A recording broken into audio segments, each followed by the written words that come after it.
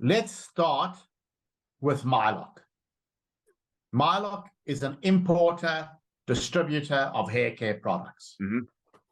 I'm definitely not a big user of Mylock products, unfortunately. But look at their revenue over the last 3 years, going up every year. The last year, it's gone up 12% from 21.5 to 24 million. Margins are up by 1.2 million. Operating profit up from 1.8 to 2.3 million, 22%. Go to George Mylock and say, George, you've got a nice business that's nice but not great. Let's look at your valuation. And I say to George, in 3 years' time, how much would you sell your company for? So George says, I want 15 million. So that's the number I put in. That's the number George wants. And I say to George, you're a basic business, an importer, distributor. You're doing okay, but nothing great. And George says, yes, my accountant says I can probably get a 4 times multiple. And the software calculates over the last 3 periods, the weighted average profit that you make, the weighted average EBITDA. Yeah. And it comes out to 2.143 million. For easy mathematics, I've made it 2 million. So George says, wow, I'm getting a 4 times multiple. My profit is 2 million. My business is worth 8. And I say to George, your business is worth 8. George, but you owe the bank 3.7 million. That's the 100,000 cash in the bank. George, when you sell your business, you're going to have to repay the bank the 3.7 million. So George says, okay, 4 times multiple, 2 million profit, 8 million valuation, 3.7 debt. My business is worth 4.3. I want 15. I've got a gap of 10.7. And George says, well, where do I start? And the first place you can start, George, is the power of 1. So let's do a power of 1 for you, George. Mm-hmm.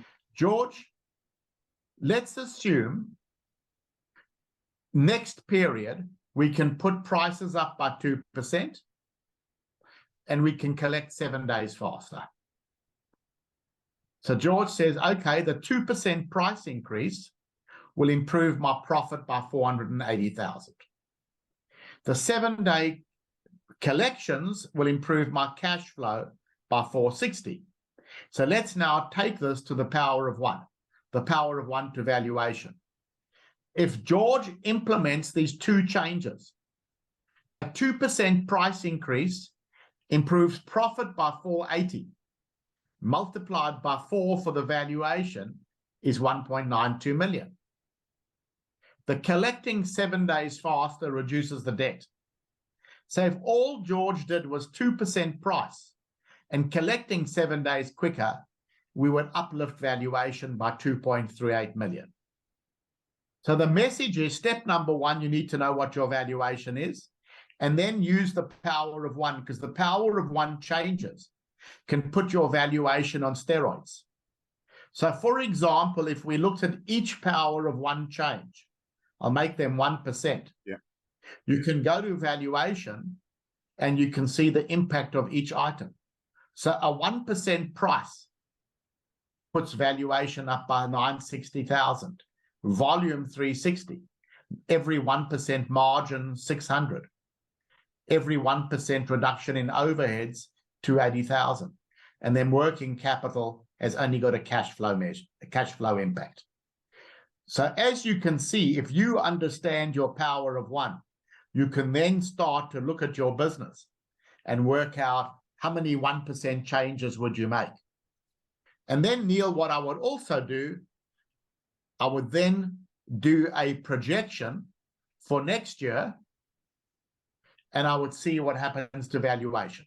Very nice. So you would project for the next year, use the power of 1, and see, are we creating enough valuation uplift with the projection we got in hand?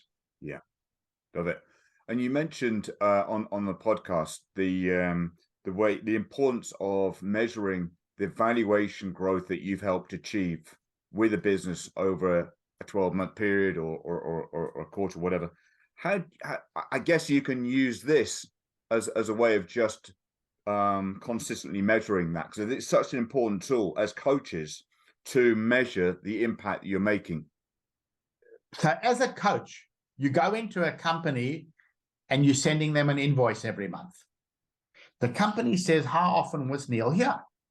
So when I sit on a board, I attend a quarterly meeting, but I charge monthly.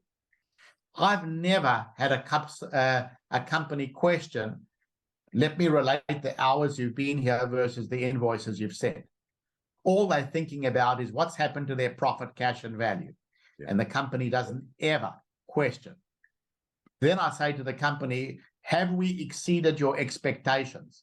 I would love to get a bonus as well. Yeah.